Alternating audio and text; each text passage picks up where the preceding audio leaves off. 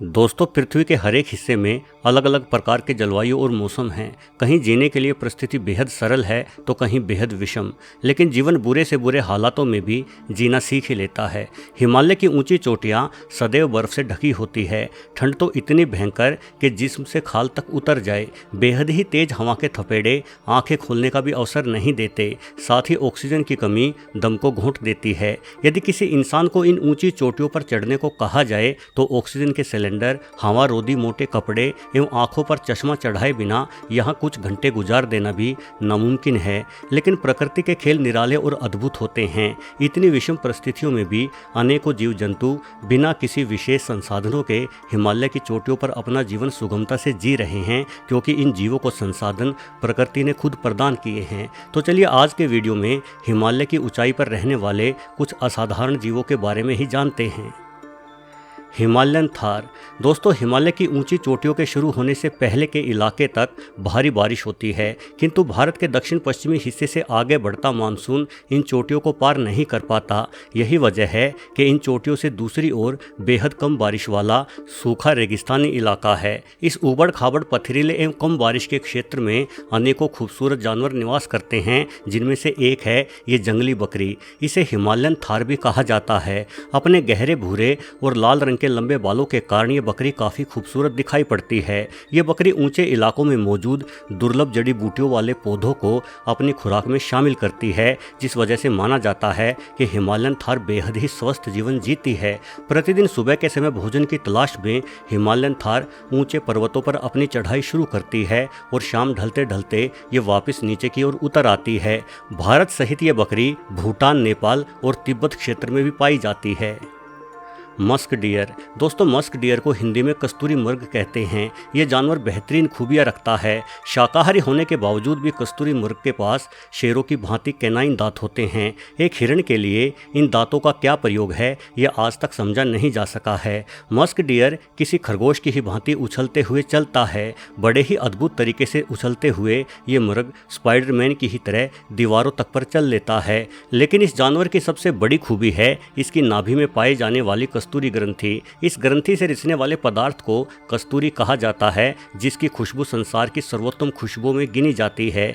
कस्तूरी ग्रंथि केवल नर मृग में ही होती है। ये ग्रंथि नर के उदर के निचले भाग में जननांग के समीप होती है। यहाँ से रिसने वाला कस्तूरी नामक पदार्थ एक थैलीनुमा स्थान पर इकट्ठा होता है, जिसे इंसानों द्वारा प्राप्त करके खुशबूदार सेंट बनाया जाता है। कस्तूरी मृग से बना यह सेंट महंगे दामों में बिकता है। किसी समय यह मृग भारत, पाकिस्तान, नेपाल और अफगानिस्तान के बड़े भूभाग पर पाया जाता था, किंतु अधिक मात्रा में शिकार होने के कारण आज कस्तूरी मृग विलुप्ति की कगार पर है।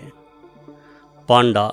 दोस्तों, हिमालय की ऊंचाई पर दो नस्ल के पांडा पाए जाते हैं, रेड पांडा और जाइंट पांडा। रेड पांडा दिखने में किसी बिल्ली की ही तरह दिखाई पड़ता है, इसलिए इसे कैट पांडा भी कहा जाता है। ये जीव मुख्यतः भूटान और तिब्बत में ही मिलता है।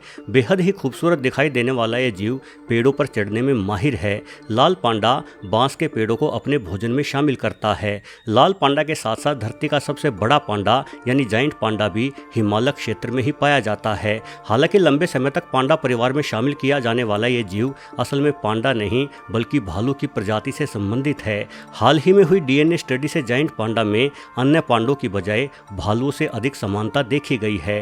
हॉलीवुड फिल्म कुंग फू पांडा में जिस पांडा को दिखाया गया है वो असल में जाइंट पांडा ही है। ये जानवर 300 किलो से भी अधिक भारी हो जाता है, किंतु जाइंट पांडा की प्रजनन दर काफ़ी कम है। 2 साल में एक बार गर्भवती होने वाली मादा अमूमन 1 से 2 बच्चों को ही जन्म देती है और इन बच्चों का पालन पोषण भी मादा जाइंट पांडा ठीक से नहीं करती। यही वजह है कि जाइंट पांडों की संख्या तेजी से गिर रही है और अब तो पर्वतीय इलाकों में इस भालू का दिखाई दे पाना बेहद ही दुर्लभ हो चला है। फिलहाल इस जीव को चिड़ियाघर या दक्षिणी चीन के कुछ हिस्सों में ही देखा जा सकता है। Himalayan black bear.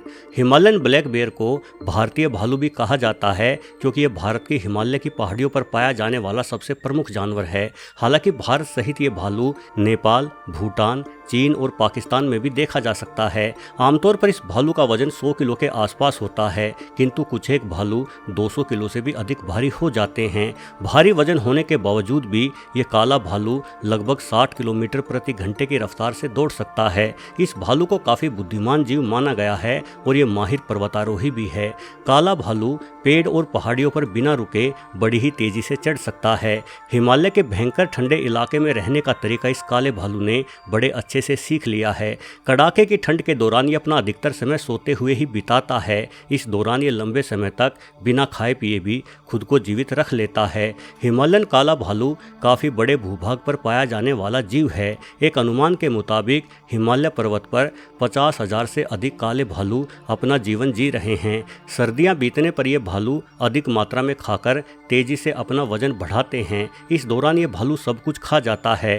अंडे, पक्षियों के छोटे चूजे, कीड़े मकोड़े और छोटे स्तनधारियों के मांस के साथ साथ हिमालयन ब्लैक बेयर शहद, फल और पेड़ों की जड़ों तक को खाने के लिए जाने जाते हैं।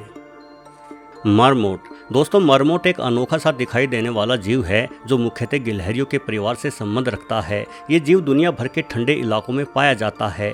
भारतीय उपमहाद्वीप पर मरमोट हिमालय में भारत, नेपाल और पाकिस्तान में पाया जाता है। ये जीव सबसे अधिक ऊंचाई पर जीवन जी लेने में माहिर है।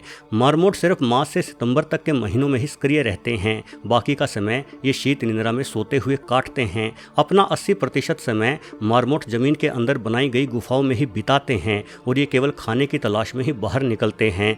गिलहरियों की नस्ल में मरमोट सबसे बड़ा जीव है। ये आसानी से किसी घरेलू बिल्ली जितने भारी हो जाते हैं। मरमोट खुद अपने लिए बिल खोदते हैं और जमीन के भीतर इनकी एक भरी पूरी कॉलोनी बनी होती है जिसमें अंदर जाने और बाहर निकलने के दर्जनों दरवाजे भी होते हैं। ये जीव पूर्णतः शाकाहारी है। ये बीजों, फल फूल और पत्तियों आदि को ही खाना पसंद करता है। Clouded leopard clouded leopard Himalaya की ऊंचाइयों पर छुपा रहने वाला एक अन्य अनोखा जीव है जिसे अपने प्राकृतिक निवास पर देख पाना बेहद ही दुर्लभ माना जाता है। इस बिल्ली पर बनी बादलों जैसी आकृतियों के कारण ही इसे क्लाउडेड लेपर्ड नाम मिला हुआ है। क्लाउडेड लेपर्ड की सबसे अनोखी खासियत है इसके कैनाइन दांत। आकार के अनुपात से देखा जाए तो इस बिल्ली के दांत शेर और बाघों की तुलना में भी अधिक बड़े होते हैं। किसी तेंदुए से काफ़ी छोटा शरीर होने के बावजूद भी क्लाउडेड लेपर्ड के कैनाइन दांत तेंदुओं जितने ही लंबे हो जाते हैं। इसी वजह से यह माना गया है कि अतीत में लुप्त हो जाने वाले सेबर टूथ शेर से क्लाउडेड लेपर्ड का जरूर नज़दीकी संबंध रहा होगा, क्योंकि आकार के अनुपात में इतने लंबे दांत सिर्फ सेबर टूथ शेरों के ही पास होते थे। क्लाउडेड लेपर्ड को भारत के मेघालय राज्य का राजकीय पशु घोषित किया गया है। वजन के मामले में ये बिल्ली अधिकतम 20 से 25 किलो ही भारी होती है। हिम तेंदुआ दोस्तों, हिम तेंदुआ हिमालय की शान है। इसे पहाड़ों पर 15,000 फीट की ऊंचाई तक देखा जा सकता है। हालांकि समतल इलाकों में रहने वाले तेंदुओं की तुलना में ये प्रजाति भिन्न है। हिम तेंदुए सामान्य तेंदुओं की तरह दहाड़ते नहीं हैं, बल्कि इनकी आवाज़ घरेलू बिल्लियों की ही तरह म्याऊं जैसी होती है।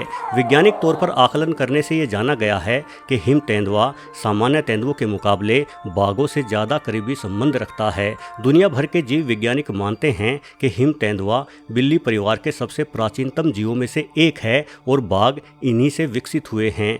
आमतौर पर 40 से 50 किलो तक भारी हो जाने वाला हिम तेंदुआ हिमालय पर्वतों की पहाड़ियों पर दौड़ लगाते हुए पर्वतीय बकरियों का शिकार करता है। ऊंचे नीचे पथरीले इलाकों में भी ये तेंदुआ 65 से 70 किलोमीटर प्रति घंटे की तेज रफ्तार हासिल कर लेता है।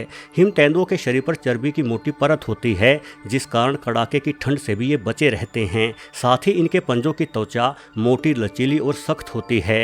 ये त्वचा एक तरह से प्राकृतिक स्नो बूट का ही काम करती है। अपनी इन्हीं खूबियों के कारण हिम तेंदुए बर्फ में बेहद ही तेजी से आगे बढ़ते हैं। ये देखा गया है कि एक ही रात में ये तेंदुए 40 किलोमीटर तक की लंबी दूरी तय कर देते हैं। दोस्तों, भले ही ये पर्वत बेहद ऊंचे हों, लेकिन जीवन यहाँ भी सांसें ले रहा है। इस ठंडे इलाके में भी अपनी जिंदगी जीते ये जीव यहाँ के मौसम के इतने अभ्यस्त हो गए हैं कि शायद इन ऊंची चोटियों के बगैर ये जी ही नहीं पाएंगे। वीडियो देखने के लिए आपका बहुत बहुत धन्यवाद।